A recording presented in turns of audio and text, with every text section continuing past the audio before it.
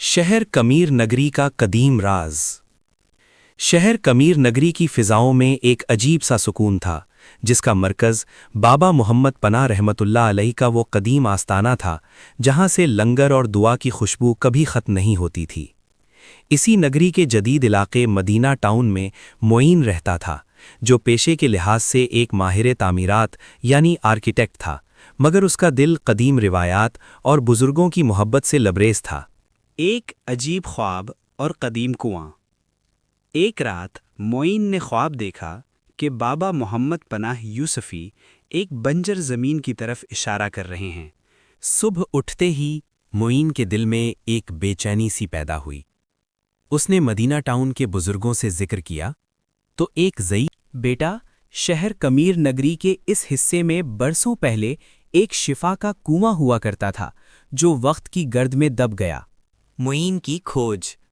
मुइन ने अपनी तमाम तर जदीद इंजीनियरिंग की महारत और नक्शों का सहारा लिया। उसने मदीना टाउन के आखिरी सिरे पर, जहां बाबा मोहम्मद पनाह रहमतुल्लाह अलैह के दौर की कदीम दीवारें मिलती थीं, वहां खुदाई शुरू करवाई। लोग कहने लगे, मुइन साहब, आप शहर से पढ़े लिखे नौजवान हैं, इन पुरानी बातों में क्या रखा है? मगर मुइन का जवाब सादा था। जिस शहर की बुनियादें बुजुर्गों की दुआओं पर हों, वहां कोई भी चीज़ बेमकसद नहीं होती। मिट्टी से बरामद होने वाला मौजिज़ा। कई दिनों की मेहनत के बाद ज़मीन के सीने से एक ऐसा रास्ता बरामद हुआ जो सीधा एक ज़ेरे ज़मीन चश्मे तक जाता था। वहाँ एक कदीम कतबा दरियाफ्त हुआ, जिस पर बाबा मोहम्मद पनाह रहमतुल्लाह अलैह के दौर की तहरीर लिखी थी।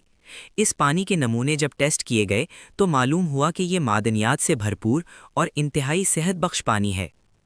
मदीना टाउन की नई पहचान। मुइन ने अपनी जेब से और अहले खैर की मदद से इस जगह को एक खूबसूरत सबीले पनाह की शक्ल दे दी। अब मदीना टाउन सिर्फ एक रिहायशी बस्ती नहीं रही थी, बल्कि दूर दूर से लोग कमीर नगरी के इस शिफा वाले पानी के लिए आने लगे।